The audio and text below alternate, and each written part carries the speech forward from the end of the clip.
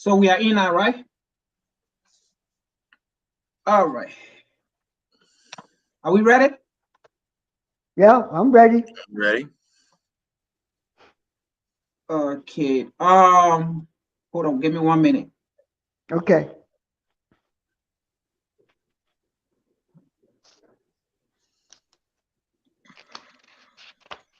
Come on.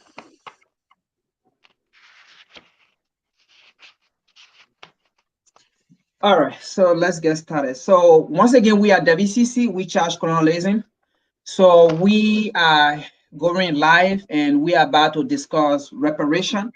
As we all know, reparation is not a new trend. Is a things that have been existing. So we are about to discuss reparation for African people in the United States, or the descendant of the enslaved African people within the United States. So we have a couple of questions here. So on our panelist, we have Mr. Yoro, who is the chair for the AAPRP of the Pennsylvania chapter. And we also have Brother Baruti, who is also member of We Charge Colonialism.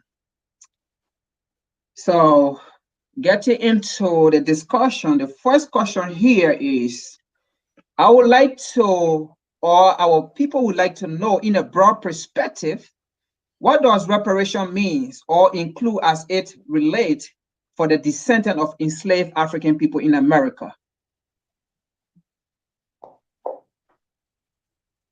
So anyone can go first. Okay. Well, maybe I'll go first. Thank you, gentlemen, for giving me the opportunity to discuss this issue with you. My name is Baruti. As Frank mentioned, I'm a member of WCC, but also I'm a guest analyst on a YouTube channel called DARK, and that stands for Diaspora African Renaissance Channel. So from my perspective, I look at reparations in a broad sort of way, but at this point, I think that 75% of the reparations, if we're talking about reparations for slavery and afflictions that have befallen African people at the hands of Caucasians, is going to be self-repair.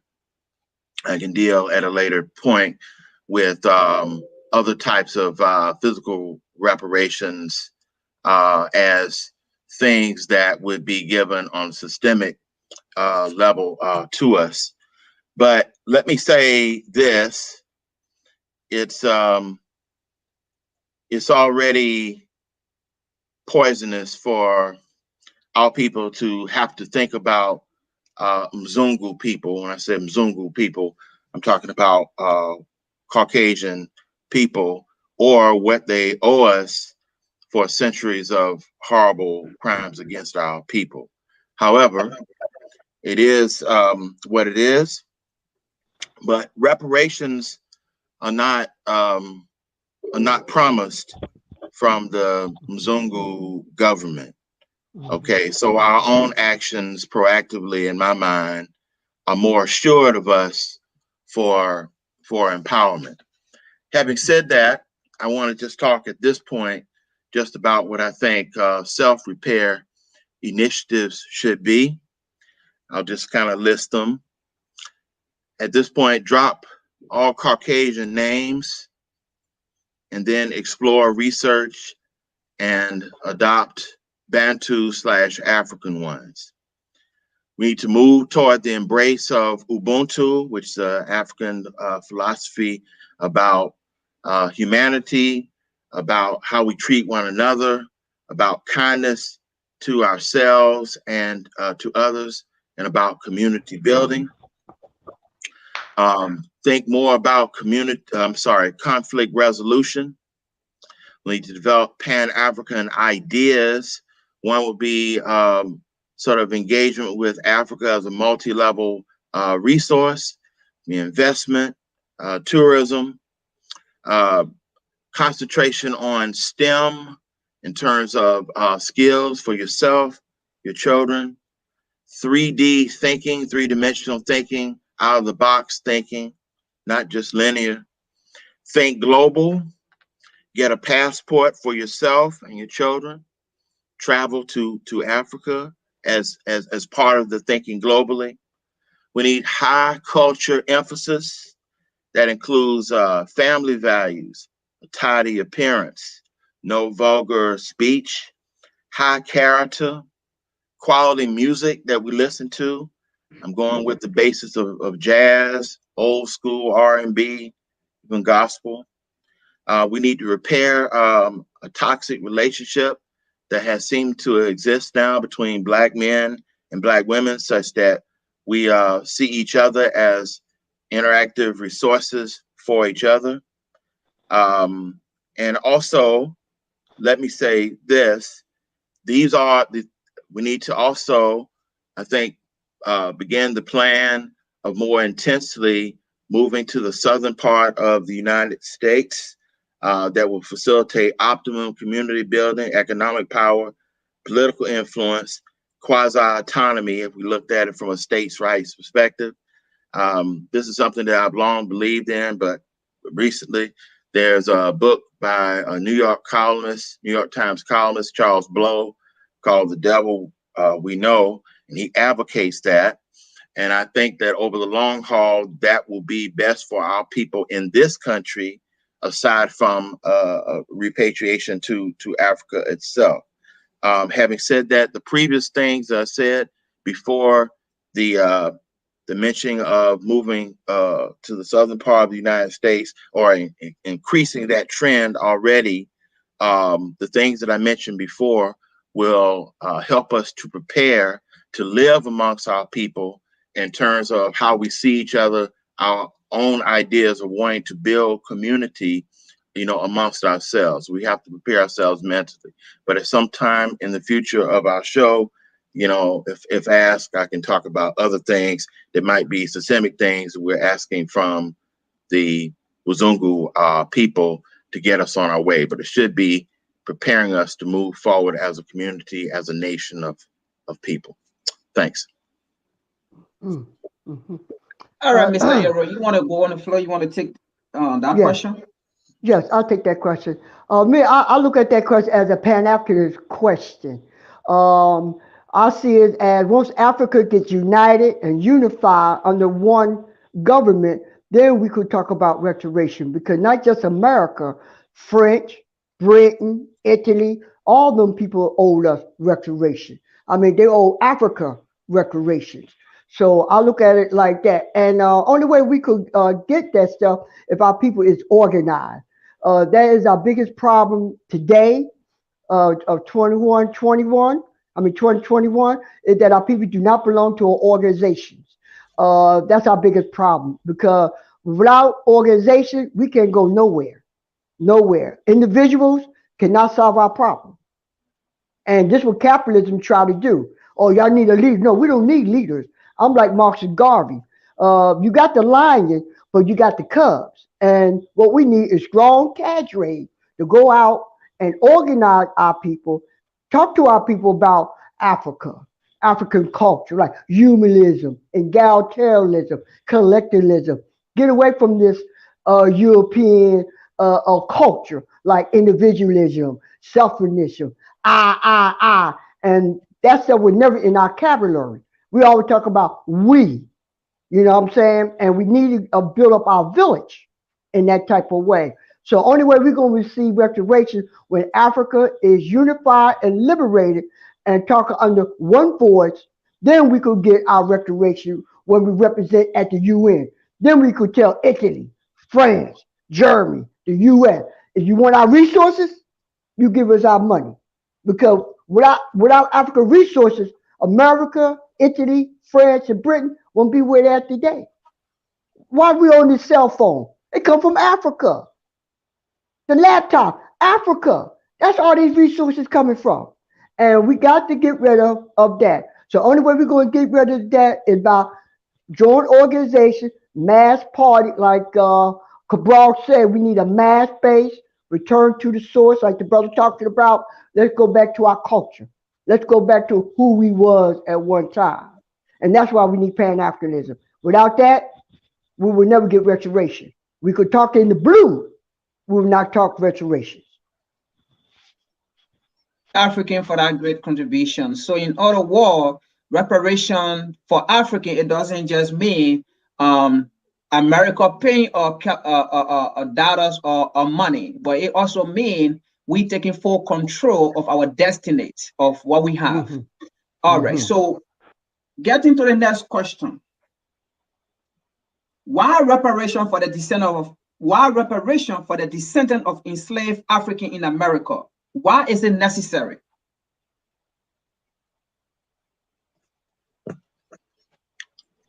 Yaro, if you want to take that question Okay, first. I'll take that question first. Number one, we got to look at it realistic. As long as our people now organized in strong organization with one force, we will never get it. Because number one, we don't control the system. Capitalism is still under control. We don't control the Senate. We don't control the Congress. Okay, and really, we ain't got no voice. So only way we're gonna get a voice is we as a people join organization. Then we could talk about reparation for Africans in this country. But we cannot talk about just Africa in this country. We gotta talk about Africans all over the world who've been taken from Africa. You know what I'm saying? And that's what I look at as a Pan-Africanist. I can't talk about restoration here in America. What about Brazil? Look at Haiti. What about Haiti? Why can't Haiti get its restoration from the French? Because we not organized people. And that's why we will never get it until our people join organizations. That's the only way we get it if we have a mass organization speaking under one voice as a Pan-African organization. Okay, well, first of all, from my vantage point, the reason that we are owed reparations or that we need reparations is because of the abuse that we have received. The major damage that Caucasians did to us was the removal of names, concept of God, physical freedom, and knowledge of self and knowledge of connectedness to Africa, along with the horrible abuses of slavery. But today, we suffer not so much from physical freedom, but concept of God, not knowing that we're African in some cases. And so I think that we should concentrate on those things. I don't disagree with Brother Gayro regarding the wide complicity of all kinds of Caucasians, Arabs included, in the full nations that enslaved us, along with the help of sellout nations in Africa at that time, chiefs that helped to sell various African peoples to Mzungu, European or Caucasian. Okay, but having said that, I wanted to concentrate on what individuals can do and groups can do if we're localizing it right now to the United States. So I think that the things that I gave in the intro, I think that are doable things for repair of ourselves that put us in a better position of things we can do that's on a micro level that leads to the overarching comment that Yero made on a macro level. But really, reparations, even in self-repair, should be preparing our people to be our own nation, to be able to be empowered to go for that. I don't see reparations being given in any way or undertaken, whether it be on the mental aspect of the self-repair or physical things that are given, unless the purpose is for our people to establish our own people and nation and go forward. Even if we got systemic reparations from the Mzungu government, we couldn't be up underneath them and continue with it. It should be for the purpose of our own autonomy and sovereignty at the end of the day. But that may have to be sort of worked out in our own mind. But what I gave was doables that we can do. And by the way, the reparations that I listed in the intro, I calculated that's only about $300 that we talk about a passport, as well as dropping your slave name, plus just your own efforts of study and recontemplation of views and values. So that's pretty cheap for what we can do. I believe that 75% of what I said we can do on our own and actualize that as part of self-repair before even talking about what we can get from Europeans or Caucasians to move us along. I just want to piggyback what he's saying. What you're saying, my brother, is very correct. But we need our own independent schools. We need schools that are going to educate our people. Okay, so that's what we need today. We don't have no freedom school. All our school is controlled by the Europeans, by the capitalists, by the Zionists, who educating our kids. So what we need to do is have these African colleges develop our teachers for us. We get our money, we start our own institutions, our own high school, elementary school, junior high school. That's how we're going to defeat the purpose. As long as we're under this capitalist system, our job going to be hard. So that's why we need organizations so we can have our own independent school. We got the money in this country. Africans spend over $1 trillion a year for GOP on what? On hair. For example, the sisters spent over $3 billion on hairs and their nails. Who they give the money to? The Asians. Right, okay, that's our so we got to fault, re-education our people. But like I said, we got to re-educate our people, my brother. And the only way we're going to do it is we have our freedom school, like the Black Panthers say. We need our own charter school. As long as we send our kids to these European schools, it would never happen unless we join organizations and control our resources in our own community. Okay. What, he went off? It seems so. Okay. All right. So we will go ahead while he's still trying to reconnect back to us. I think this topic is very interesting. I think this is something that we're going to continue with in the near future. Once again, this is WCC, which is colonialism. So the topic today is reparation. So I'm going to get into the next question, and then when he come back, I will just repeat the question back. So the next question here is: we have here both sides, the Republican and the silent Democrat in Congress, saying that we owe no apology to Black people as regarding to slavery. Will reparation, in this case, will reparation ever be achieved or addressed in America? If yes, how and when? Well, again, I think the premise of the spirit of your question is getting some physical reparations or package of resources from the Mzungu government for our people or whatnot. And so I'm saying that's not promised. So therefore, what I'm saying is for survival and uplift, we need to repair ourselves with our own efforts and actions that do not depend upon the Mzungu government. But if you're talking about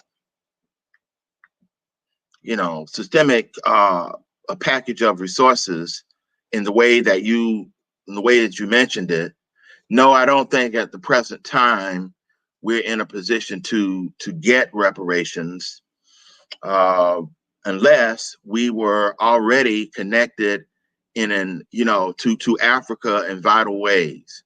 I think dual citizenship and AU passport for diaspora Africans in the United States, let me just localize it, the United States right now, would help to bring that kind of political pressure, onto the U.S. government.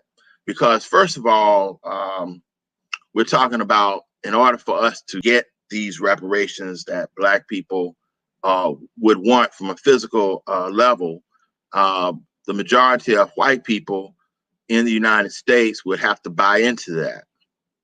It wouldn't just be the European-led government in order for that to happen. So we would have to be repositioned in a way of leverage that would facilitate that. And I think that that's where we need, African governments to be on our side, but we also need to be connected to the continent in ways, like I said, of dual citizenship, AU passport, which is a different thing that we need to be dealing with on an international level, and that would help to bring, pressure upon us, pressure for us to be able to exert, but not now at this point. Let me just say also that about 20 years ago, or a little more than 20 years ago, there was a white nationalist organization in the United States called Americans for Self-Determination. And at that time, the president of that organization, his name was Jeffrey Anderson, said that reparations is something that most white people in the United States abhor. They don't like the term reparations. They don't believe that they owe it because they themselves feel like they, as white people now, did not do the crimes against Black people. Their level of dislike for Black people is of such, they're like, reparations, no. But what he did say is that if there was the word arrangement, for example, and Black people heard that as reparations because that would connect with us, and white people heard that as a financial investment, that somehow or another, this would prod white people to be more engaged in this if reparations was linked to a separatist program. Now, at that time, the ASD, Americans for Self-Determination, suggested that there should be some negotiations between whites and Blacks about, territories into which people would move. Let's just say it was about 5 or 6 states in the South. Black people moved there, white people would kind of move other places, and therefore the United States was big enough for that type of, autonomous kind of situation, and therefore investment monies would be to build up these Black areas. Plus, you'd have the state systems that we have now, and therefore that will be, a better way, and that affirmative action and things like that would not be in the white areas, but that the Black areas, we would have that. Now, if our people wanted to live together like that, I think that would be a better plan. I do agree with our moving to the South. I think that would help in what Brother Yaro is talking about in terms of, schools and the like. I think that's stuff we can do on our own. But since Brother Yaro is back, that's my thought so far, Frank, in terms of the question that you asked, and I'll turn it over to Brother Yaro for his input, even if he didn't hear all of mine as he was coming back into the chat space. All right, Brother Yaro, Mr. Yaro, before you went off, there was a question posted. So the question here is, I'm going to read again the question. The question says, we have heard both sides, whether Republican or Democrat in Congress, saying that they owe no apology to Black people as relating to slavery. In that scenario, will reparation ever be achieved or addressed in America? If yes, how and when?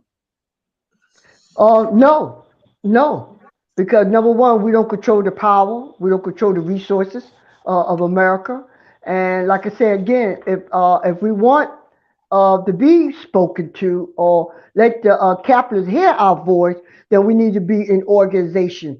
That's why I say I love Marcus Garvey. He had organized over 6 million Africans all over the world. He was a threat. The UNIA, he was just a threat. He didn't get no money from the federal government, like the brother talked about. They got 5 ships. He didn't go to the white man for that. The people gave him the money. And that's the type of organization that we need so the European, the capitalists, could hear our voice. As long as they know we divided, they don't care. And we are divided. As a people, we are a divided people. And this is what the capitalists want us to be, divided. You know what I mean? Some want to be America. Some don't want to be America. Some want to be a Democrat. Some want to be a Republican. None of these organizations support our people at all. At all. And they just use us. They just use our vote, especially the Democrat. They just use our vote. Go and vote for Joe. And he's the one that did the 3-strike laws. That's why the incarceration is high. Sister Harris, she incarcerated over 1 million black men and women in California. Them the type of people they need to keep our people oppressed. And like I said, it will never happen unless our people join organization and speak under one voice. That's our weakness. In 2021, that's our weakness. We're not in organizations. All right, before we can get to the next question, that brings me to my next question. But before we can get Brother Bertie, I think Tianin is asking for something. She said, I should ask you for the article reading. The article reading, I need the oracle reading from Baruti. Yeah. I'm not sure what the oracle is. If you could, she said oracle in the chat. I'm not sure what the oracle reading is. She says someone asked for it. Okay, she says okay. So we move to the next question.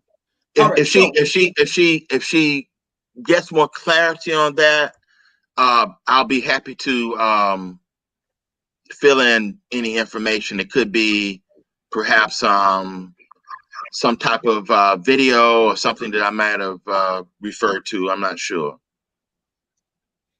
All right, welcome, Brother Connected African Worldwide. So we were hoping to see you, and hopefully by the spirit of our ancestors, you are here. So welcome on the live show. All right. Mambo, Tafadali, Samahani, please excuse my tardiness. Right. Sijambo and Dugu. All right, getting to the next question. So we have discussed that, it's going to be difficult within the American Congress. So that leads to my next question. So having said that, so do we actually need political success in this country before reparation can be achieved or addressed? Well, I believe that you can't get reparations without power. I mean, I hear groups saying that they're demanding reparations. They're not demanding, they're requesting, because they're not coming from a situation of power, so they have to be realistic in that. And so what I believe, if you're serious about reparations, and my position, I know it's not going to be popular among most African Americans, but if you're serious about reparations, then you need to stop with the integration.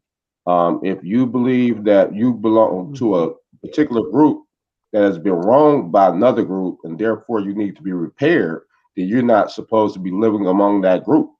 I believe that we shouldn't be talking about reparations prior to separation.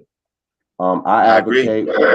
I advocate for African Americans either repatriating back to Africa, or we can all just decide to voluntarily migrate back to the southeast of the United States, where we're from. We can, the states, North Carolina, South Carolina, Georgia, and Florida, where a large percentage of us already live, can hold all 50 million African Americans. And when you come together and you live amongst yourselves, now you're in a position of power. Now you have political and economic power, and now you can be respected. Then you can elect 4 governors, you can elect 8 senators, and then you can demand reparations. I agree completely. Like I said, I agree with you in some way, but like I said again, our people, we lack organization. Our people do not belong to organization. Like Jackie Jackson was saying, 90% of our people do not belong to organization. Only 7% of us belong to an organization. That's why we can't get nothing done. We can't get nothing done. Until our people could get up, make time for the people, and join organization. If Malcolm could do it, Dr. King could do it, Kwame Nkrumah could do it, Secretary could do it, Sojourner Truth, Charles McCoy, Angela Davis. We got to make time. But our people, capitalism confuse us. Capitalists say, no, stay on YouTube. Keep doing that. Don't do this. Don't do that. And that's why we can't get nowhere because we don't belong to an organization. And you're right, Well, I know brother. my organization. I'm just saying. I mean, we got organizations out there, but people need to join them to unify them so we could all speak. And that's our problem. We don't have I think that. these ideologies, though, a lot of times divide us. Like, most of the members of We Charge Colonialism, are of a socialist mindset, but every Pan-African isn't socialist. And in my opinion, I believe that we've proven as African Americans, not that I'm pro-capitalist, but I feel like that's the system that we're in, and we need to gain power before we can start changing economic systems. And we've proved time and time again that we can master capitalism, but what has happened is racism has destroyed everything we've created under capitalism. I mean, if you go to the African American Museum in Washington, D.C., they have all of the artifacts of the hundreds of towns that we built in this country that were destroyed. It wasn't just Oklahoma. It wasn't just Rosewood, Florida. We had these towns all over America. It's been proven time and time again. I mean, I live in Detroit. We had a place called Black Bottom in Paradise Valley. They put a nonsensical freeway through our business district. And now that they've gentrified downtown, they're talking about filling in that extension of the freeway, which was never needed in the first place. So capitalism, we hear a lot of Pan-Africans saying capitalism. No, capitalism is not the problem. Racism is the problem. Because I know it's a lot of people Black people who are talented, but for racism, we be running this country. I disagree with that. I think it's capitalism and racism is our people problem. Capitalism just exploit us. Only individuals exploit the masses, and we want socialism. And get back with you, my brother. I think that we need to get a united front. Those who think alike, like Pan-Africanism in Africa, we need to get together. We need to get an African united front. Instead of saying we got differences, we might have no differences, but we all have the same goal and vibe. We want justice for our people. Right. That's why Dr. King and Malcolm. That's why Malcolm, Dr. King came together because they Christian movement. No, they came together because we all in the same boat. And like I said again, we could come together. I don't care if you're a capitalist. I'm a socialist, but we're going to deal with that later. But right now, let's organize our people. Let's control the resources, and we don't control the resources. Under capitalism, you got to control the resources, and we don't. We don't control none of the resources in Africa. We spend more money, African. Okay, my last question. We spend more money for GOP than any other people around the world, and look at our community. Who get our money? The Asians. Okay. So like I'm saying again, go ahead, my brother. So so this is why I agree with Brother Konata when he said that practical plan is to move to the South, because as he outlined, even though I said earlier that I support such ideas, but when he pinpointed that to talk about various states, this is part of utilizing the system within the United States to more greatly, empower our people based upon learning to live together in areas where we would predominate. Now, that's not the sole solution, but it is a move forward. Okay. Now, not also taking into consideration what you're saying, the global aspects, the fact that we need to organize ourselves, all of those are doables. Now, when I started out, I named things that are doable on the individual basis, as well as things we can do on a community basis that we don't need Wazungu to help us to do things we can do on our own, but we make forward progress. Now, I wanted to just say one thing, as I did mention that that's something that we do need access to Africa. We can invest on our own. We can go there on our own. I do believe that we do need dual citizenship in various countries, and we need an AU passport. That would be part of the international piece, not the soul of everything, but things that we can do, collectively. I do want to point out, though, that all these things in synthesis help us to move forward. And I want to point out that it was very interesting. Last week, I appeared on a program on something called the BAIO Afghanistan program, and I was interviewing one of the show hosts about the premise of Liberia being a place that the African American population, for example, should expand the infrastructure and should be engaged. And I was asking the brother who was on the show, his name was Jabari, did he see himself as Liberian? He said yes, naturally, because of the history and connection between Liberia and the United States. Liberia being a place where numbers of African people who had been formerly enslaved moved to help set up, a colony or a settlement. All right. And what was interesting is he wanted to use Liberia. He said if Liberia were to come to the aid of the African American people and basically sue the United States government for reparations for itself, to expand Liberia regarding infrastructure, that would benefit African American people.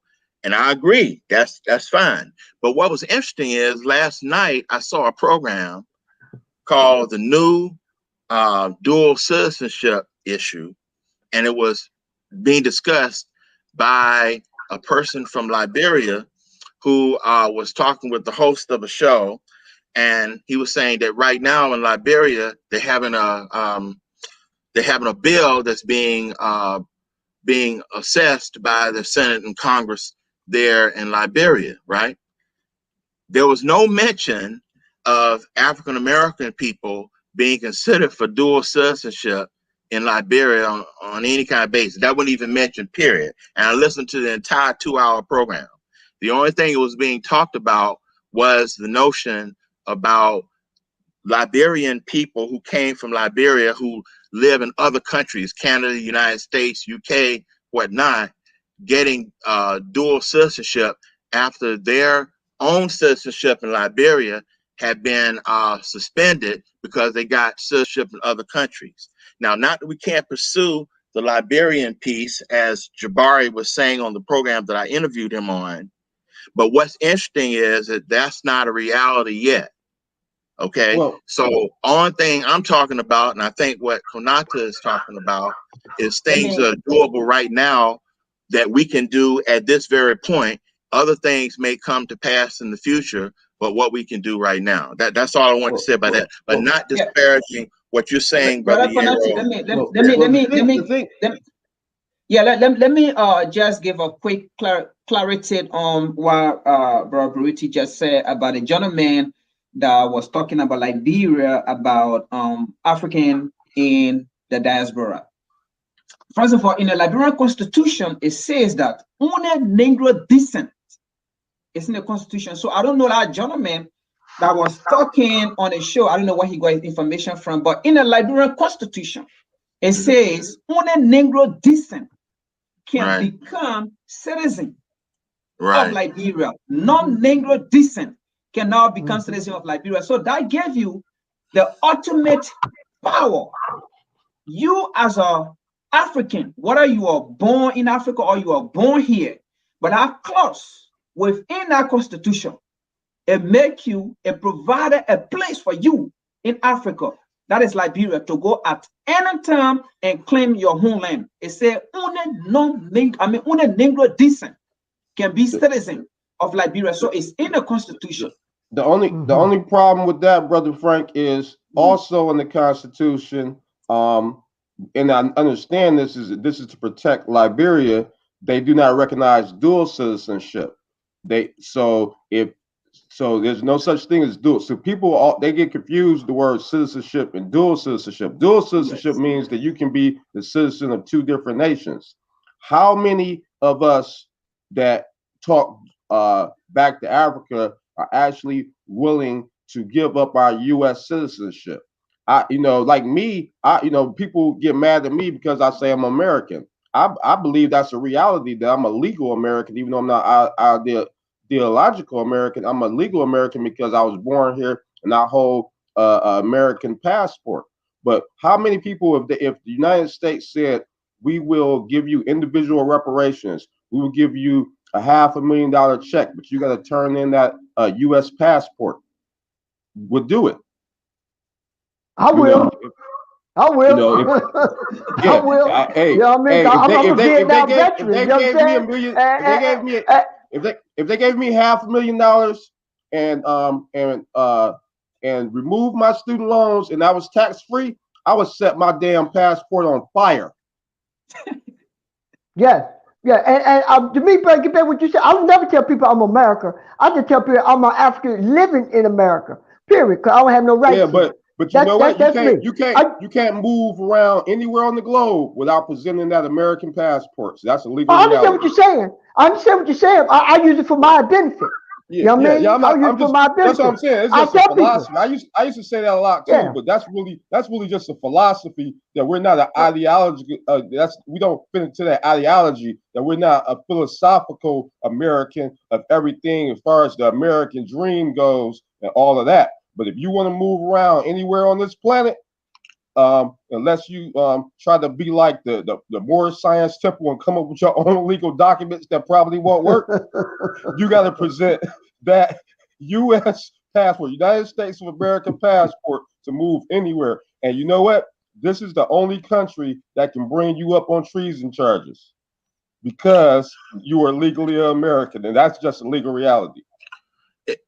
If I may interject one thing, Brother Frank, just for the purpose of the viewing audience, the show that I was mentioning about Liberia as an example, not that we're focusing on Liberia, but I thought this was interesting.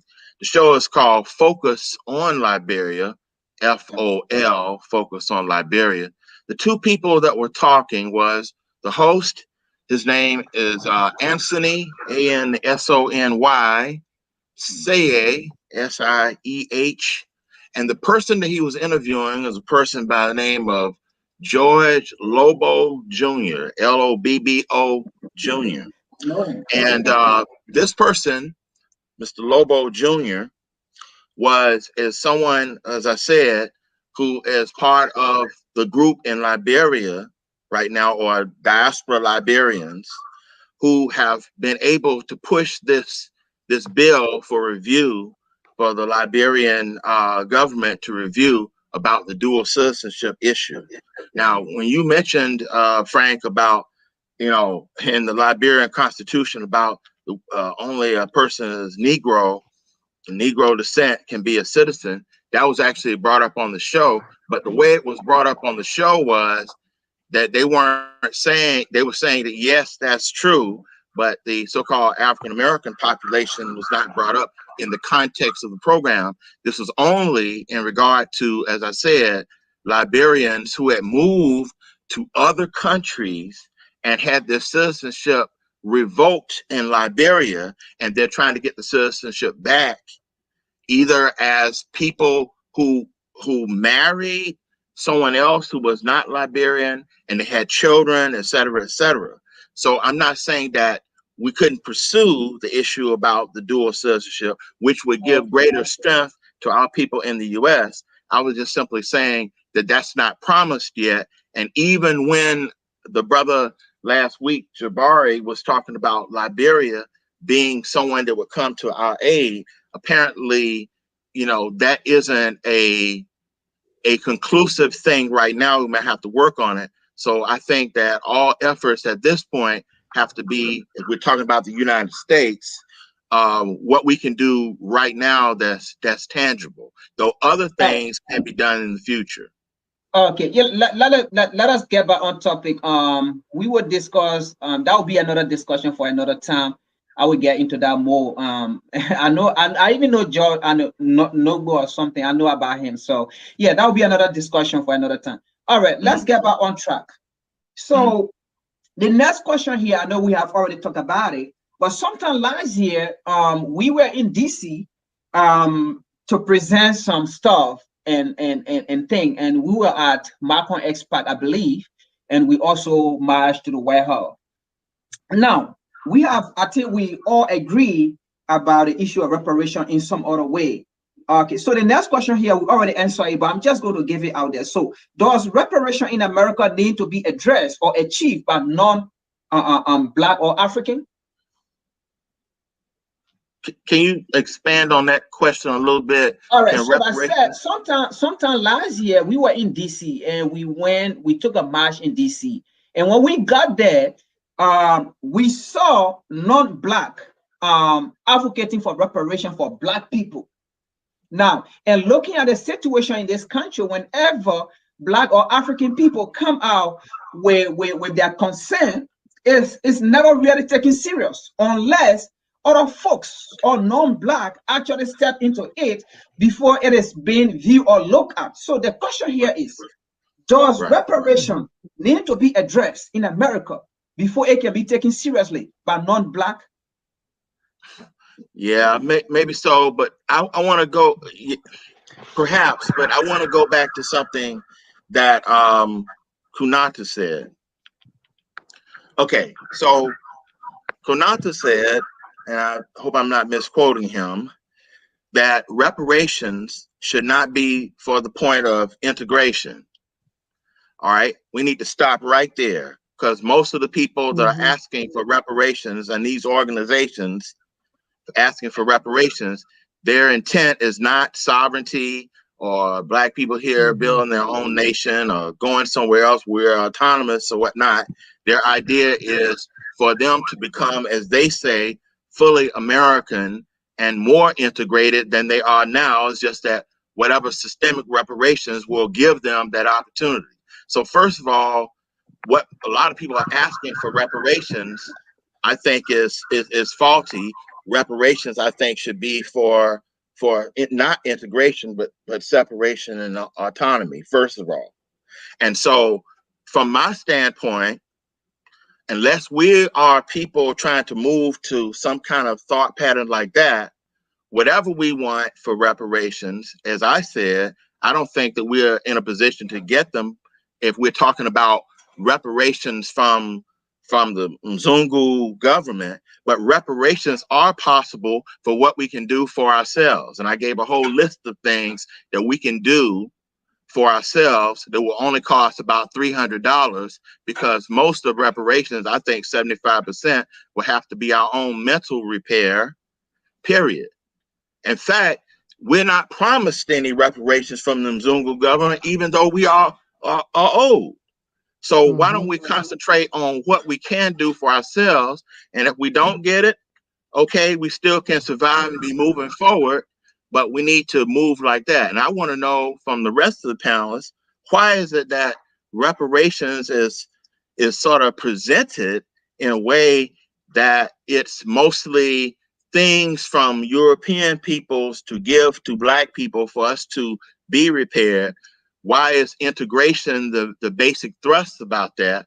And why is it that we can't turn our ideas around about what we want for reparations to repair ourselves and not look at reparations as something that will integrate us, but something that will make us sovereign?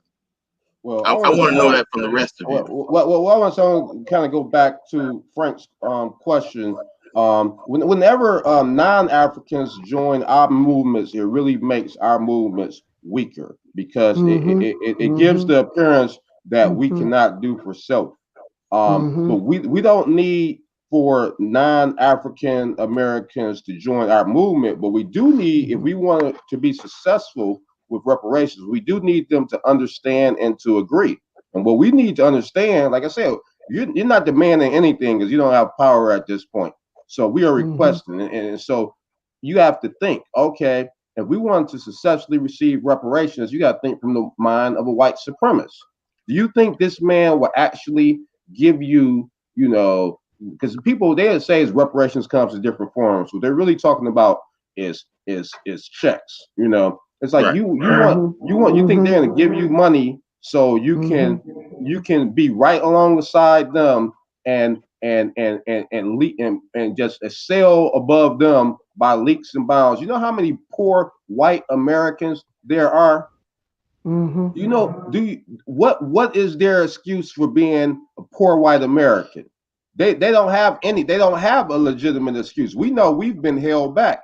When you give reparations to African people, what you're saying is these people are great because but for slavery, sharecropping, Jim Crow, redlining, gerrymandering, and the like, these people will be in a better place. The poor white person, they have no excuses. And so what it says to the majority of poor white people, if the government ever agrees to give us reparations, is that you are a loser. So you think we're going to get these checks and they'll still live among those people?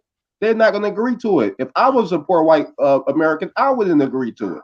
So we have to be realistic. We need, if we want reparations, we need to separate. All right, so Kanata, based on what you just said, why is it then that the majority of Black people are asking for reparations for the purpose of integration? Why is it that they're doing that? I think because they have a lack of understanding. One is master worship. They have Stockholm syndrome, and they can't get from under their oppressor, and they're schizophrenic. On one hand, you're saying these people have done me wrong, and they're doing me wrong, and they're consistently, historically done me wrong, and that's why I need to be made whole. But I still want to stay with them. That's schizophrenic. If you want to integrate, and then they must not be so bad. You must not need reparations if you want to integrate. To piggyback on what you said, man, I think that I agree with y'all saying, but I think that our setback was when Dr. King, and I agree with what Malcolm was saying, when Dr. King integrated us, we lost control of ourselves. And I think integration hurt our people 100%. And I'm like Malcolm. Malcolm said that we don't want integration, we want human rights. We want to treat it like a human being. And every time these Europeans get involved in our movement, I'm like Malcolm, when you put cream in your coffee, it get lighter and lighter and lighter. And look at the Black Lives movement. It started as us, them Europeans took control.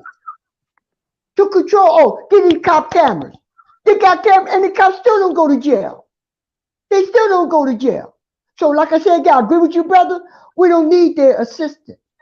We don't need this. We could do it ourselves. And if you look at your history, look at African history, way back before the European, we was a strong people. And we all strong today, and we join organization, and that's our biggest problem. In the United States of America, we do not belong to an organization, bro.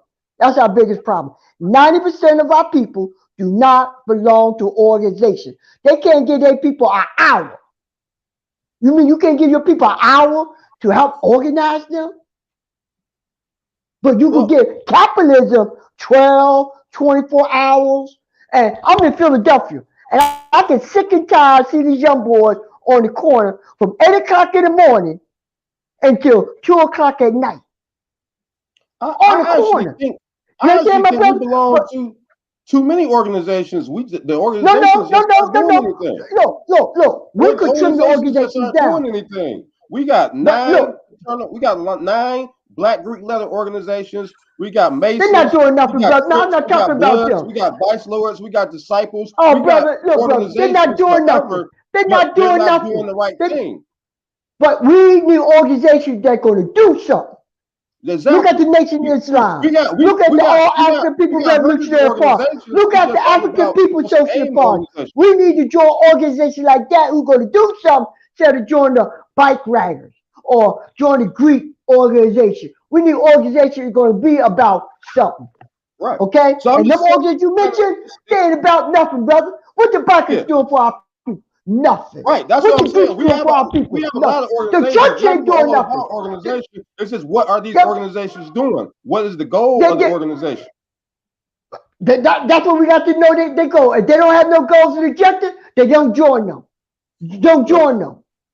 That's what I'm saying. Don't join them. If their organization don't have no goal, no objectives, no ideology, nothing, don't join them. Don't waste your time. Okay. I will not waste my time to join the Democratic Party. I will not waste my time to join the Greek organization. I will not waste my time to join organizations that don't do nothing for my people. Okay, Yero, I got a question for you. Yeah. Okay, so you're saying to us, okay, we need to join organizations that are constructive and progressive for our people. Correct. I agree with you. But within that, do you agree with Konata's point that if we're talking about reparations, that the goal of reparations for whatever organizations are articulating it have to be sound? So do you agree with him that reparations should be for not for integration, but for our people to have our own autonomy and sovereignty? Of course, African. I'm an independent African. Of course. I want us to be independent. I don't want us to be a part of the Democratic Party or whatever. I want us to be an independent people. Okay, so since you agree with that, well, Kanada, let me wait a minute, Kanada, let me finish this for a second with him. So since you agree with that, then it seems like the first thing would be that the organizations that are constructive need to be saying what you just agreed with Konata on. And most of these organizations that are asking for reparations are asking for integration. This is why when we come to, as Brother Frank's question was sort of around, the idea that non-Black people are getting involved in the reparations issue, because the non-Black people are thinking that the majority of Black people need them and want them as part of an integrationist piece for reparations. So this is the reason that they think this is because we're not saying that we want reparations so we can go for ourselves. Black people are saying they want reparations for the furtherance of integration. So we need to get these organizations on board. I agree with that, I agree with that, my brother. And that's why I said all African people refugee party, we on board with that, brother. We want independence. We want to be control of our resources. We want to control our education. Go ahead, my brother. One thing I need to say though is sometimes we overcomplicate things. We don't need anybody's approval to migrate, and we don't need and we don't need it to be highly organized. I mean, the reason, like most, we all started off in the South, and as far as like my area, Michigan, a man named Henry Ford was a Pied Piper. He announced that he would pay $5 a day to anybody, regardless of their skin color, and that's why Detroit is the blackest city in America now, because of that. Nobody had to get together and say, oh, let's all move on this particular day. No, people said it's $5 over here, and they all started moving. And then when I was in college, Atlanta became real popular on the hip hop scene. They had an annual picnic there called the Freaknik. The Black College Radio Conference was down there. People from Detroit was visiting Atlanta. And when we were all in college, we were like, we're gonna move down south. We're gonna move down south. And now the Detroit population, even though it's still like 80% Black, It's going from over 1 million from when I was a kid to 700,000. Do you know where those people are? Majority of them are in Atlanta now. Some are in Vegas, some are in DC. The vast majority is in Atlanta. So it's just a matter of fact of getting everybody on board. It's just socially. Like you have all these social media platforms. All people have to start doing is saying, "I'm moving down south," and just move there. It don't take the government's approval. It doesn't take any mass organization. All we need to do. It doesn't cost a lot of people. If you got a super good job and then you might not want to leave, but how many of us have super good jobs? Majority of us are struggling anyway. If you struggling in New York, you struggling in Cleveland, Milwaukee, Chicago, Toledo, Buffalo, you need to be headed down south. All right. Great contribution. Great contribution. And I can see in the chat, I can see as well our viewer are contributing. I can see all their messages coming and stuff. So thank you so much for listening and thank you for your contribution as you continue to write. This is WCC We Charge Colonialism. So our topic today is on reparations. So if you want to know more about WCC, you can check our website, wechargecolonialism.org. Or you can send our Gmail account, email to our Gmail account, wechargecolonialism@gmail.com, and we'll respond to you. Also, check our Facebook page, subscribe, share, and like. All right, getting to the next question. Our next question here is, we kind of touch a little bit. So the next question is, why reparation is an issue or not man in America, in the American Congress, but then in no time, they can pass $1 trillion stimulus check bill. Is it because it won't apply or benefit Black people? I mean, you have to be respected. We know that the money is there. I'm no mathematician, but they have the money to give every African American $500,000. They do. It maybe not every African American, at least every African American adult. They have the money, but it's a matter of respect. I mean, all these people, they say, "Oh, we're not going to vote for Democrats. We're not going to vote for Biden." And he laughed at you. You still voted for him. And then the first day of office, he signs all of these executive orders, and then not a single one of them mention your black ass. And then and now and we just continue to do that. So we have no respect. We have zero respect, and that's what it's all about. You have to That's right. do self, and then people will come to respect you. If you don't do for self, right. you don't love yourself, then people aren't going to love and respect you. They're going to always put you on the back burner. As long as you are up under them, you're going to always be on the back burner. People talk about how crazy Kanye West was, but a black man ran for office, and y'all voted for a white man. So you get no respect. So like I said, So I'm gonna say real quick. Go ahead, brother. Go ahead. Go ahead. I'll be I'm after sorry. you. Go ahead. So I'm gonna say. go on. Go ahead, my brother. So Kanata, I wanted to ask you real quick before Brother Yero comes in. I wanted to ask you. So you're saying that that our own actions and attitudes are making us appear as a people who don't get respect and don't deserve respect. So can you give us 3 to 5 things that you think that Black people in the United States, African people, should be doing to garner respect amongst ourselves and to others? We need to be independents or form our own party. We do not need to belong to the Republican or the Democrat Party. We need to buy black whenever possible. I know sometimes that is very difficult. I mean, I've had very bad experiences trying to find black contractors to repair my home. But we have to do what we can to. You always have to say, can I spend my money with a black person first before I spend my money with anybody else? And then we need to live. We need to live amongst each other, and we need to have each other's back. It's like it's hard to be a black leader when the people don't have your back. like when King was alive, you know, because the first thing the opposition tries to do is they try to destroy your character. They go on a character assassination. Then they try to find a reason to lock you up. And then if those two don't work, they can't character assassinate you, they can't lock you up, then they kill you. And that's why they had to kill King, because King had the backing of the people. They couldn't character assassinate King. They ain't have nothing to get him on no serious prison time. You know, the only thing they would lock him up for was protesting. So then they had to kill him. But black folks, a lot of times, you know, black folks will stick our neck out. And then people won't even support us. You know, when Colin Kaepernick took a knee, you know, you still can't get black people to stop watching the NFL.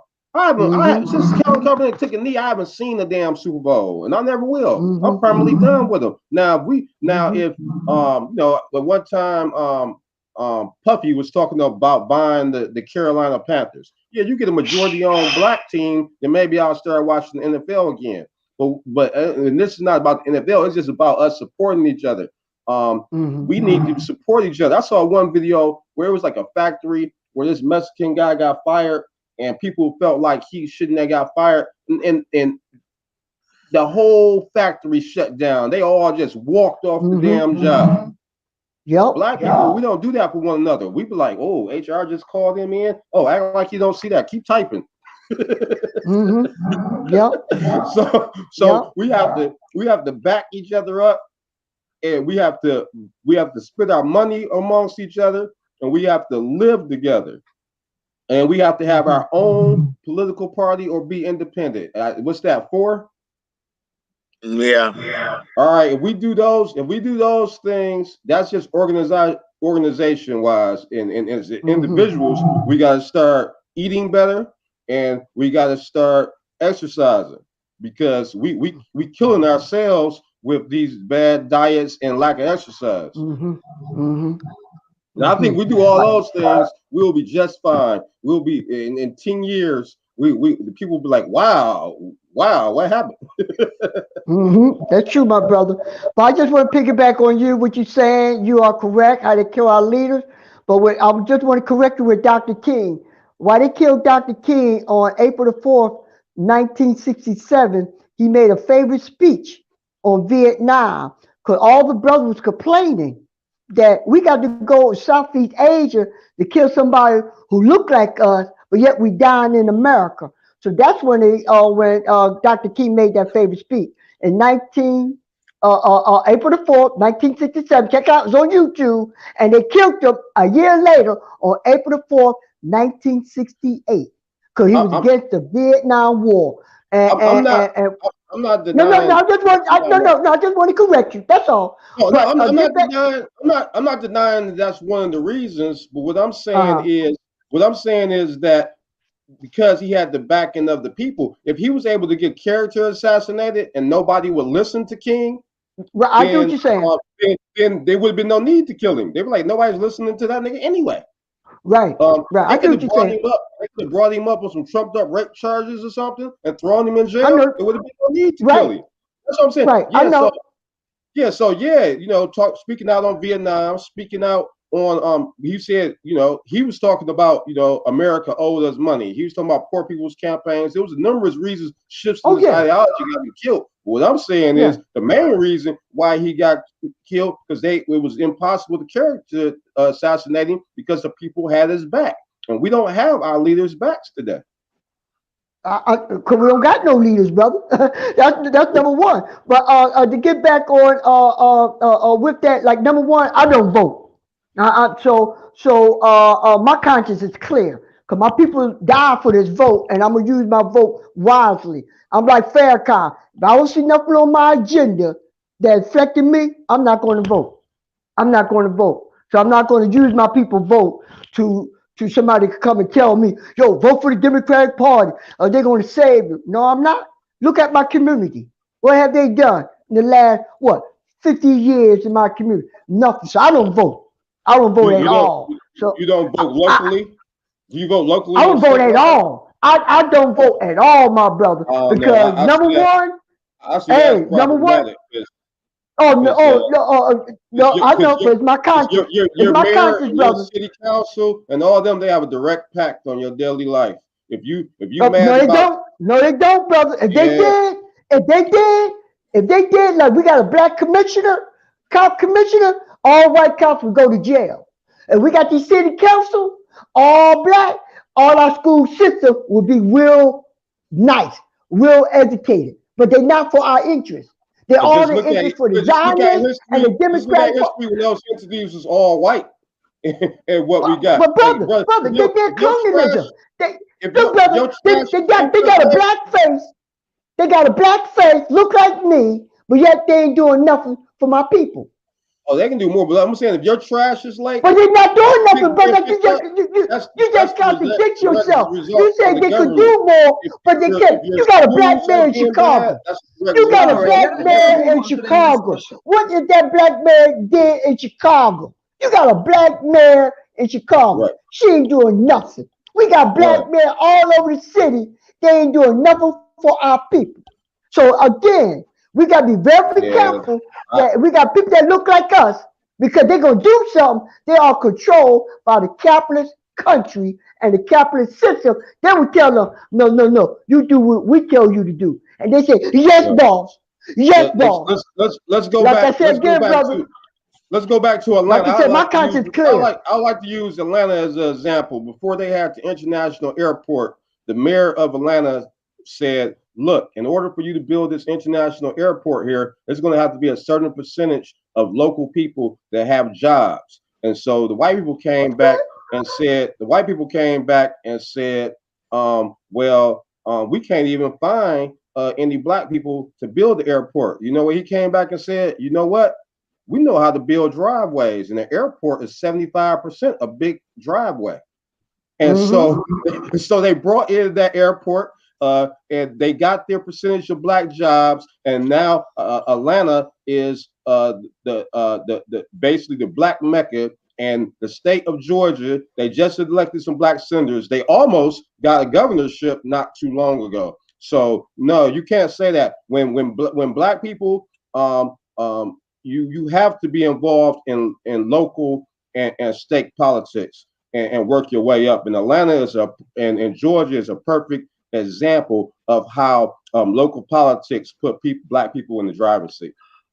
Right. And We like I need said good again, brother, governance. white folks do not go to jail when they shoot our people. When they shot that brother in Georgia for jogging, the white folks visited and killed that guy. They had not went to jail. So like I said, I agree with you said, brother. They give us a little band-aid here, little band-aid there to look good. But look at the whole mass of Atlanta, they still suffering. Look at all our people, we still suffering. We still suffer. We don't control nothing.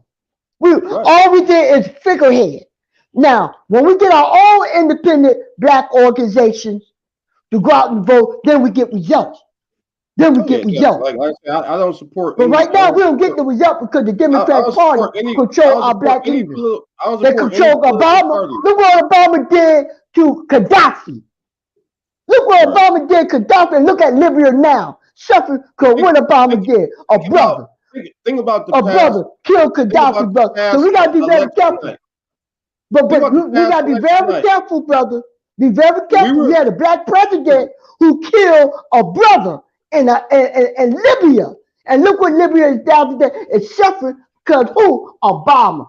And look what Obama doing. I'm not a racist with gay. Obama did more for the gay people than he did for his own people, brother. So come on, brother. Come on. They just give us a figurehead. They just give us a figurehead, brother. Well, we gotta look. I don't vote for the brother. So I'm clear. They don't do nothing, brother. You show me a city who all control. What did black people ask Barack Obama to do? He couldn't do nothing. Did we ask him to do anything prior to voting for number one, brother? Number one, brother. He couldn't do nothing. He got the black people vote. He got the black people vote, but he didn't do nothing. Demands for our vote. But he didn't do nothing. Barack Obama, did we make any demands for our vote? Brother, he didn't do nothing. We didn't ask. We don't have to make no demand. Brother, if you get 84% of your people vote, you're supposed to do something. No, every group He ain't do that for our people, brother. Every group. You got a black face, brother. And number one, you didn't vote for Obama. You didn't vote for Obama. Your delegate vote for Obama. Your delegate vote for Obama. You didn't vote for Obama. Listen to this, brother. Before anybody commits their vote to a candidate, they meet with that candidate and they says, this is what we need for you to do for us. And that's why as soon as these candidates come into office, they immediately go to work and fulfill those promises that they were made to the people that said they were going to vote for them.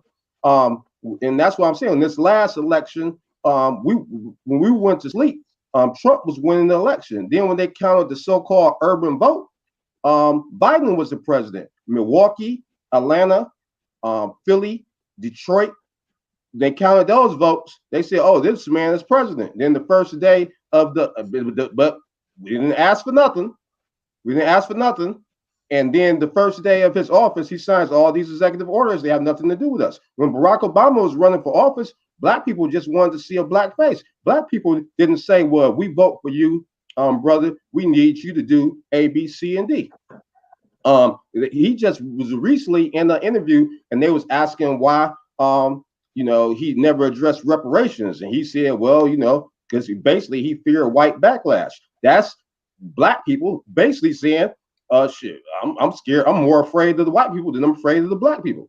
So it's like we have to back leadership. We have to be demanding of black leadership, and we got to hold black leadership feet to the fire. And then when the man comes at black leadership, then we have to support black leadership. We don't hold black leadership feet to the fire, and then we don't have their back when they get persecuted. So it's not just about the vote. It's what you do. You got to demand something for your vote. And then when these people get in office, you got to hold their feet to the fire. Anybody that criticized Barack Obama, they start calling them Uncle Toms. When Travis Smiley and Cornel West went on a tour trying to explain what Barack Obama was not doing, black people dismissed them and called them haters and Uncle Toms. So that's why Barack Obama didn't do anything. We have to be demanding of what we're going to get to our vote. When these people get in office, we got to be able to critique them and hold their feet to the fire. And then if they get in trouble with the establishment, we got to have their back. We don't do that stuff. So then they get in office and they become puppets. You will be a puppet when your people don't have your back and your people didn't even have sense to ask nothing. And then if you get critiqued by other black people, they're called Uncle Toms and sellouts and haters. And that's what happened. All right, great discussion. Let's get on the next topic. We're gonna have more of this coming in the near future. And as we are already discussing, we already have another topic that will be in the making for discussion. All right. The next question here is reparations seen as a threat to the American Congress in that it will give some competitive power to black people to compete with the descendants of the slaveholder who are factually living the legacy of slavery? I'm sorry, I didn't get the beginning of the question. Is reparations seen as a threat to the American Congress that it will give some competitive power to black people to compete with the descendants of the slaveholder who are factually living the legacy of slavery? I'll let somebody else answer first, and then maybe I'll be able to grasp the concept of the question better. Well, if I understood you right, Brother Frank, you're saying, okay, so if black people get reparations, is that a threat to the overall white constituency because it will allow black people to compete with them in this space on an equal basis, of which they will feel like they're not in control, right? Yeah, because is it going to give them some kind of economy or capital power Right. Well, well, yes, that's how they feel.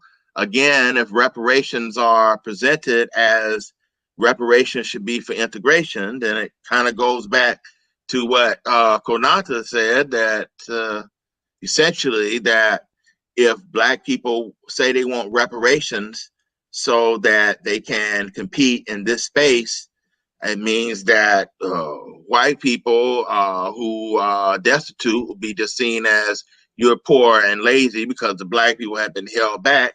And so what white people overall generally are going to go for the notion of Black people having reparations so that Black people can say that we're equal to you in this same space, when really if the tune or tone of reparations was that Black people should be able to do their own thing, then that probably would, be a better olive branch for the white people, because they don't really want us in their space and don't want to give us anything. As I refer earlier, I said that, there was a white nationalist organization, ASD, Americans for Self-Determination, who said that whites support reparations, but would be, in this kind of formal arrangement, would be more willing to give investments if that's what we wanted, but it had to be linked to a separatist plan. But again, every time we ask these questions about reparations, it's never for that kind of purpose, for autonomy or whatnot. So we're sending the wrong signals to the white people by wanting reparations for the point of integration. That's already putting us in a bad situation, not to even have anything to negotiate for, or even on a philosophical level. Yeah, like I said, I don't want to just beat a dead horse, but yeah, the competition thing is real. And if I live in if racism is really the glue that holds America together.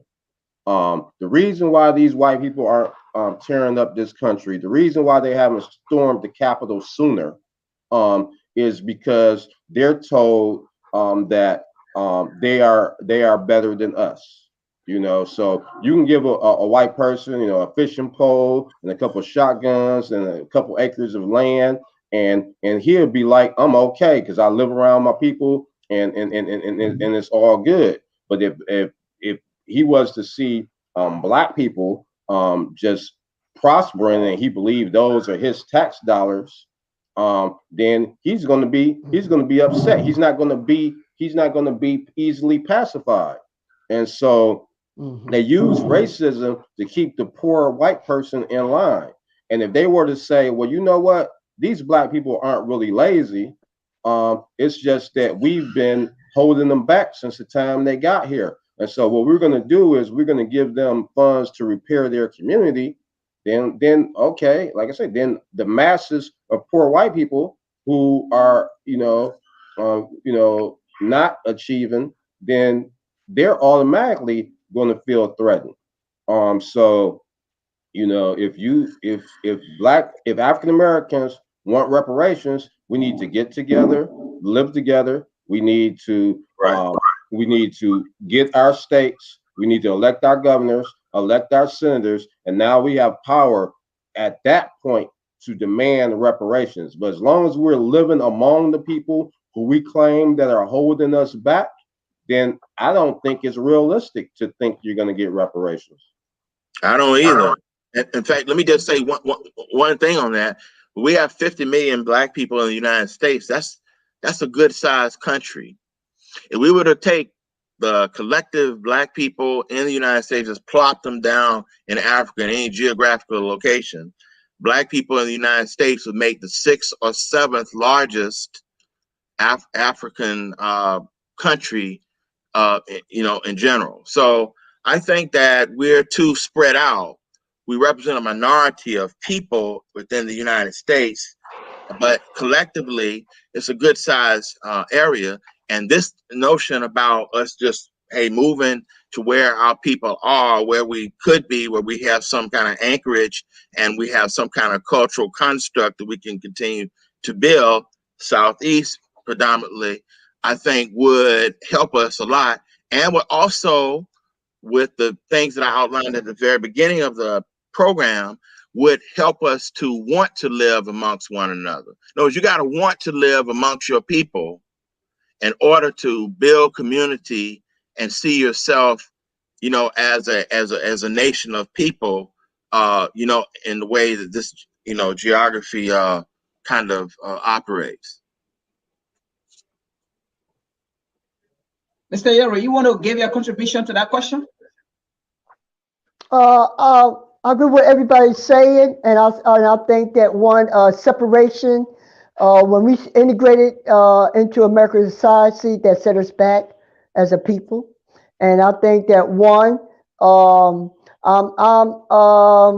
a little disagree about the 5 states of the South, because Garvey was like that. What the 5 states of the South, I'm always thinking about the Native America who land this belonged to.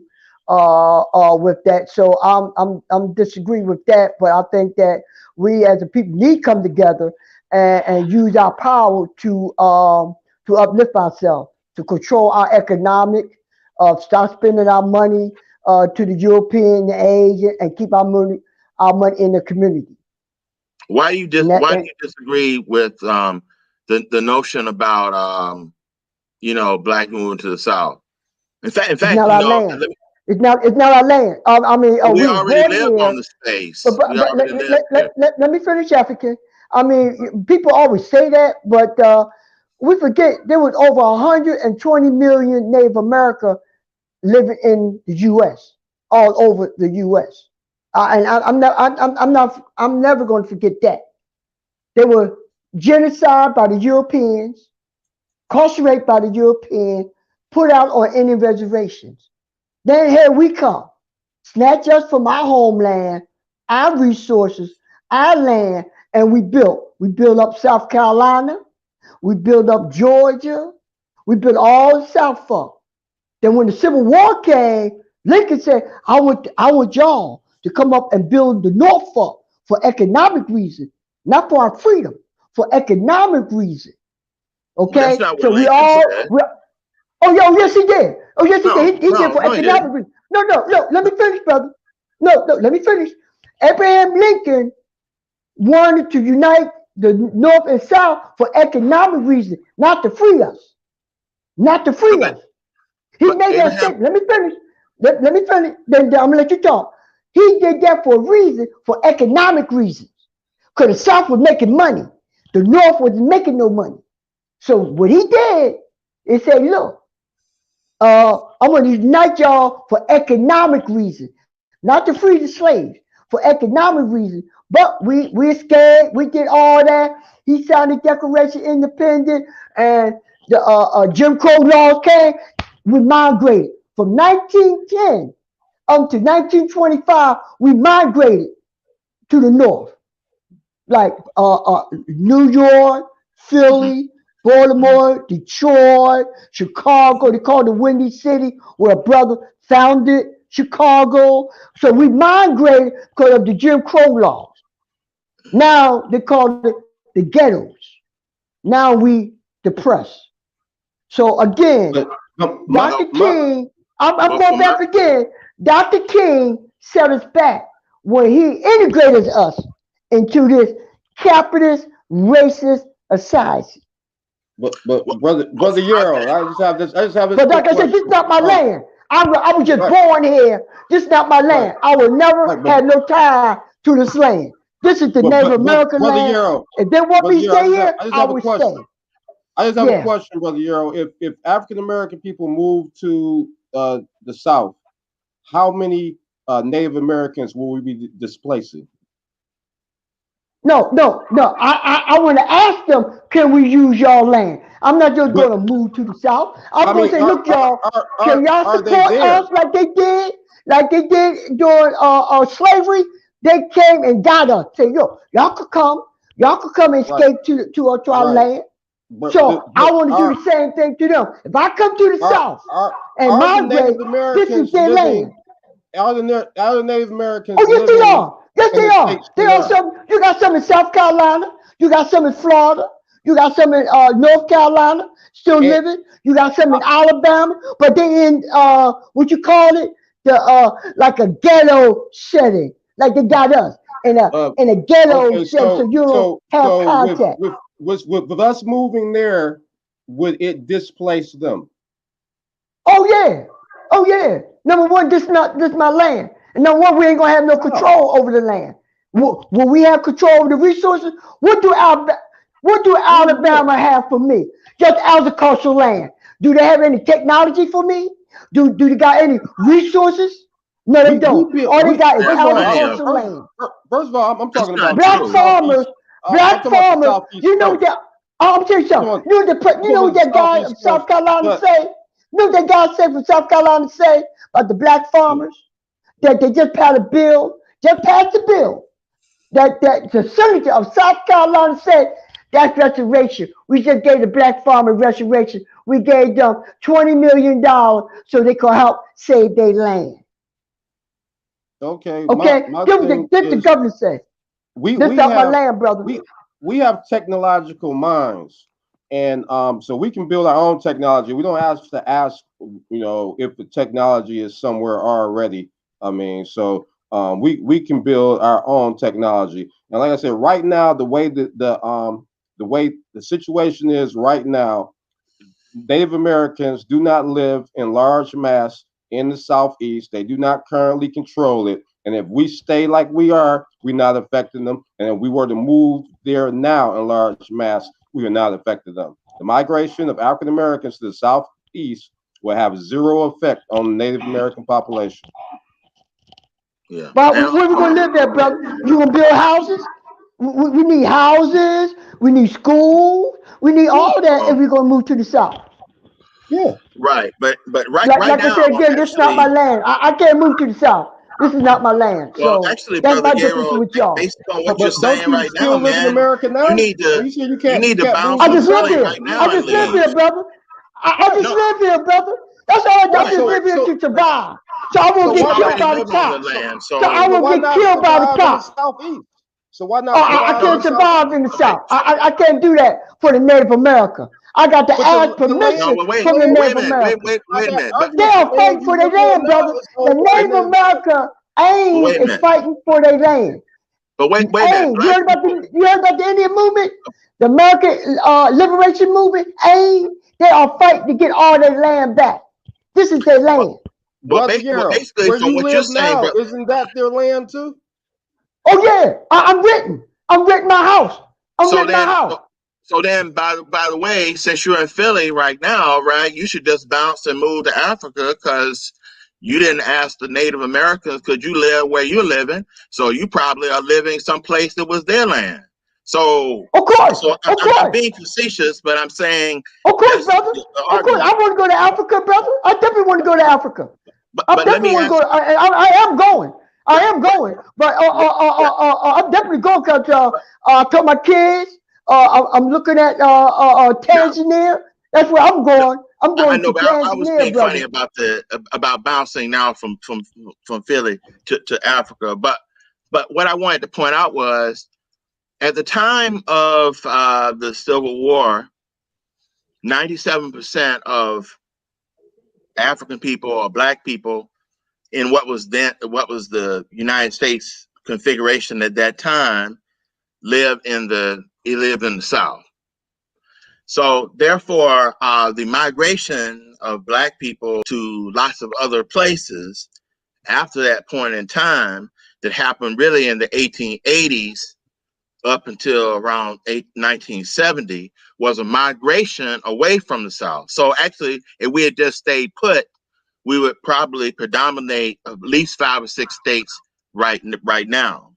Okay, but I want to go back to something. I want to push back respectfully on what you said about Abraham Lincoln. From my research, first of all, when Abraham Lincoln was a young attorney in the 1840s, he proposed things like areas like Indiana and Ohio and places like that should be all white states, particularly for young white families, because he didn't want any. He didn't believe in slavery of black people for just his ideas. He said he didn't believe in slavery, but he also didn't believe that black people and white people should necessarily live together, where there should be any competition of black people onto white abilities for employment.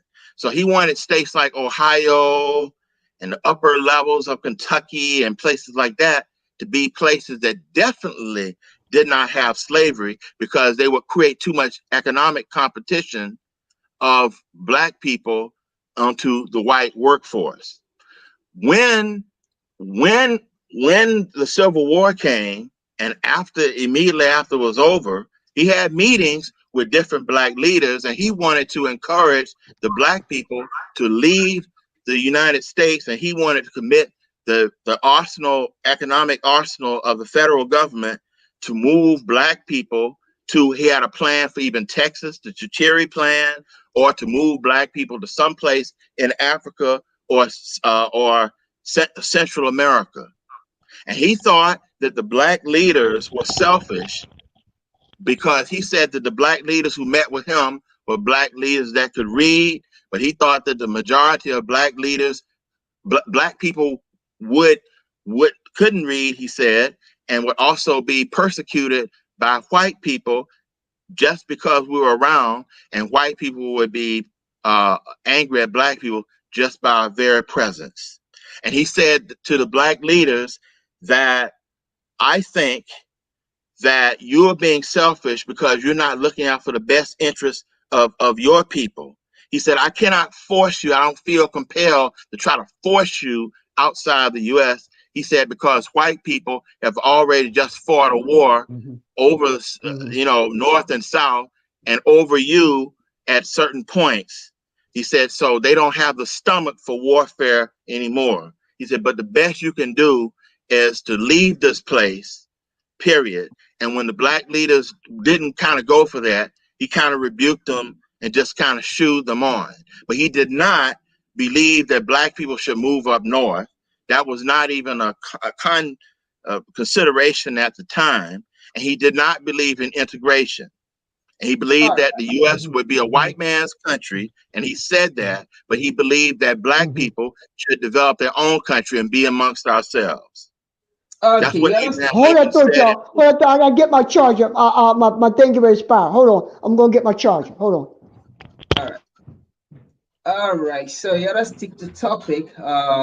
This discussion is very important. So we're gonna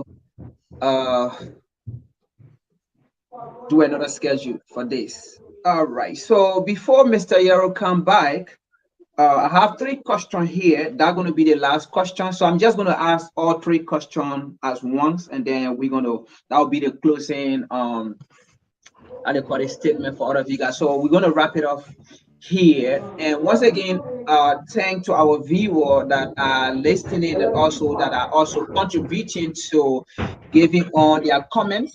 Your comments are very important. So we're going to read them as well to get some solution as to what we are discussing here. Once again, this is WCC Recharge Colonialism.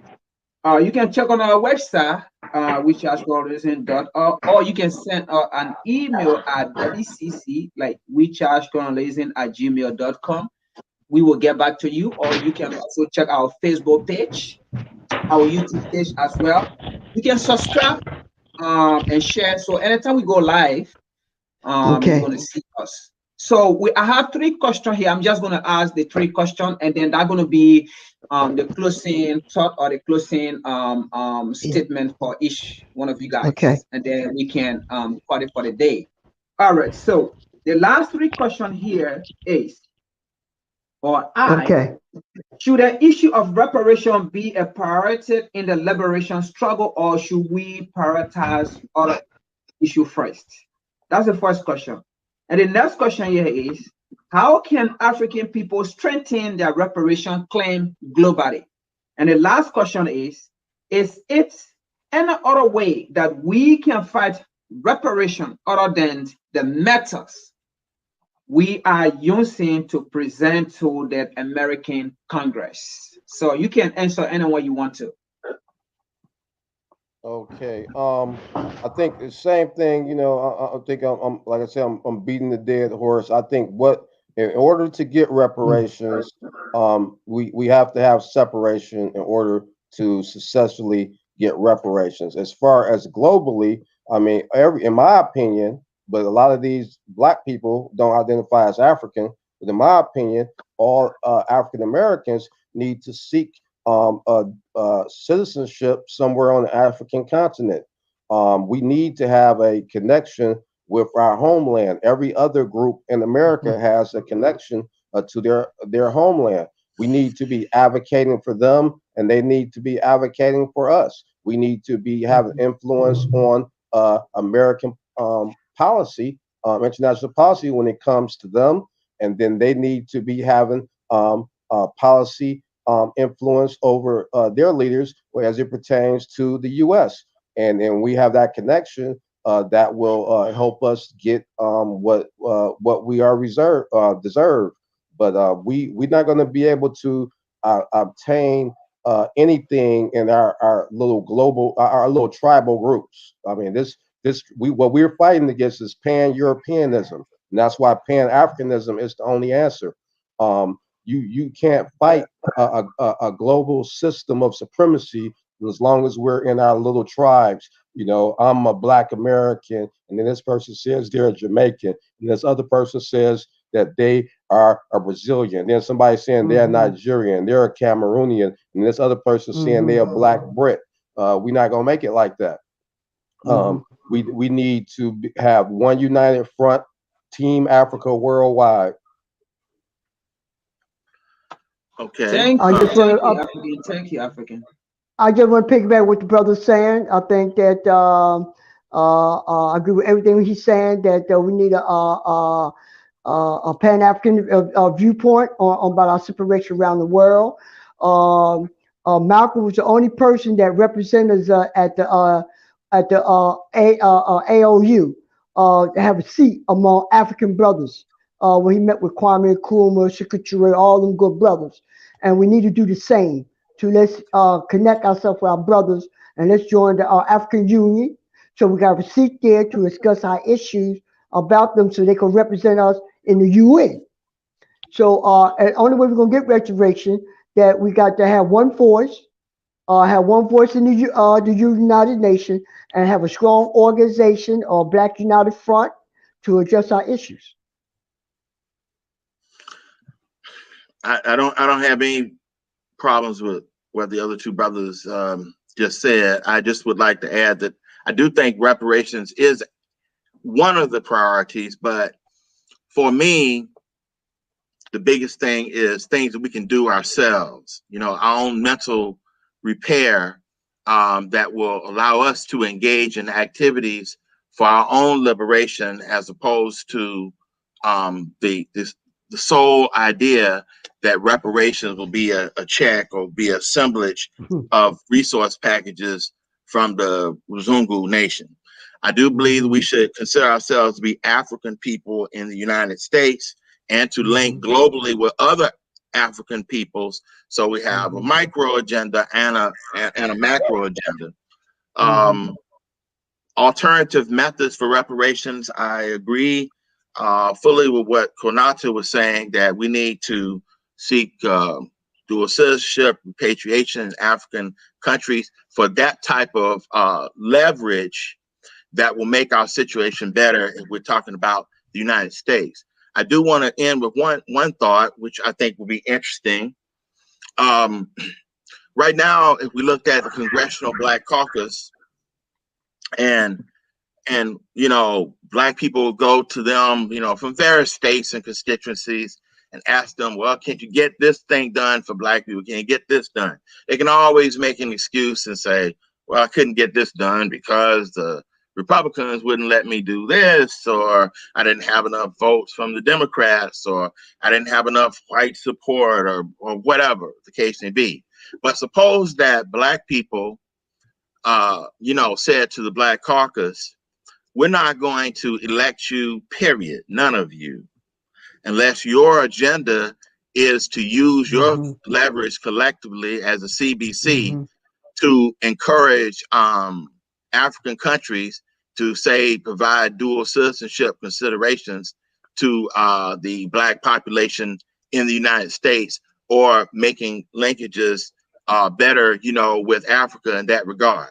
Therefore, that's something that they can do without the approval of Democrats or Republicans. They can simply use their positioning to do that. So we need to have lobbies for United States policy in Africa, but to put pressure on the Congressional Black Caucus that they must work for the interests of Black people in the United States, given dual citizenship efforts in Africa. And if it cannot do that, just kick them out. That would be something that we can actually do, that they would not be able to say they cannot do. And if we threaten them and say, hey, you're not getting in unless you do that, yank them out and put somebody else who has that agenda. Because actually, most of the Congressional Black Caucus, most of them are not senators, with the exception of 3. So the rest of them are, House of Representatives. Most of them are elected from predominantly Black districts. They're not done from predominantly white districts. So that's something that Black people can control with our votes. Okay, I would like to address Brother Holup's question. I don't know if you all saw it. Brother Holup was asking about, well, shouldn't we just basically claim Liberia, move to Liberia, and get our reparations that way? On a short answer, I would say that would be excellent. However, I try to be a practical person. I know that the majority of African Americans aren't going to move anywhere in Africa, and then I got to move to Liberia. It's not practical. I mean, if I think that if we could get 1 million African Americans to relocate to the continent, that would be a great achievement. So and then the other thing I have to point out, like I said earlier, Liberia does not recognize dual citizenship. Most people, even if they became a citizen of an African country, they would want to also retain their citizenship in the U.S. My thing is, even though I say I'm a legal American, if I were to receive reparations, significant reparations, not no small reparations, I was to receive significant reparations that will have me set for life, I would move to Liberia and set my American passport on fire.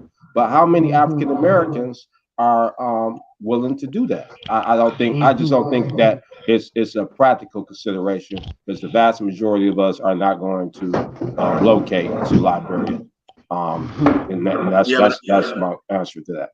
Yeah, but I would say, Konat, on that I think that at this point, given our size of people in the U.S., you might be right about the moving piece, but I don't think that the issue about getting citizenship in African countries should have to be either or about whether you were not, didn't have a U.S. passport as well. I think that there's more strength in dual citizenship to be able to access resources here and on the continent, given that we're already kind of dug in, here at this point. And so therefore we can leverage both.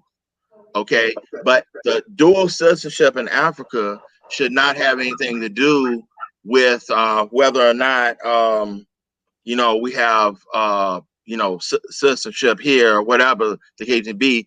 Use both resources.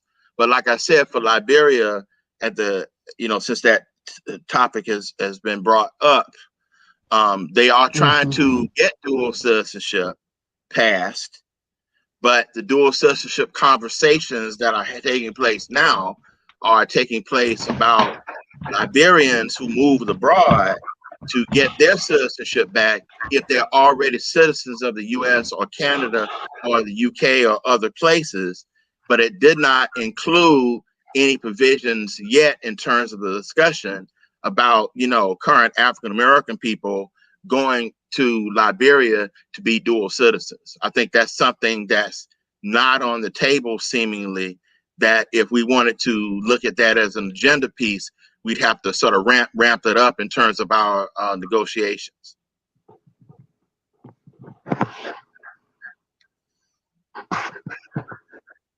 Okay, thanks so much to all of the panelists for this great discussion, and also to our viewer, and thank for posting your concern and your contribution as well. Like I said, we're going to read your contribution to this discussion, and we have more discussion coming out, and so we encourage you to check our page, our Facebook page, which are colonizing, and also our YouTube page.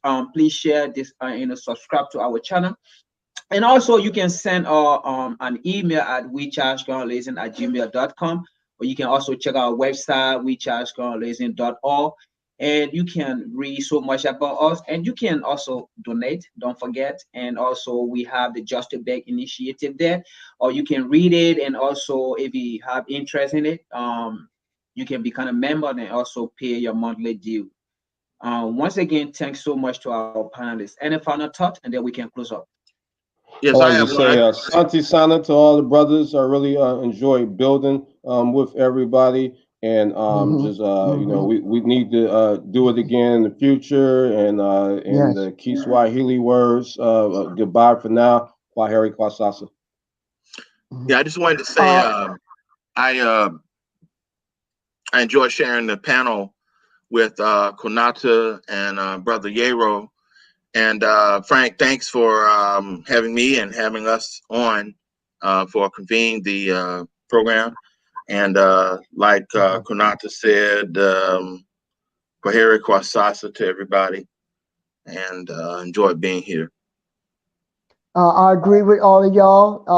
It was wonderful discussion, and just what we need to have in our community on a day-to-day basis. Have a harmonious discussion about our future, what we need to do as a people. And I'm very appreciated with learning from your brother. I'm learning every day, learning new ideas, new directions, and I appreciate y'all.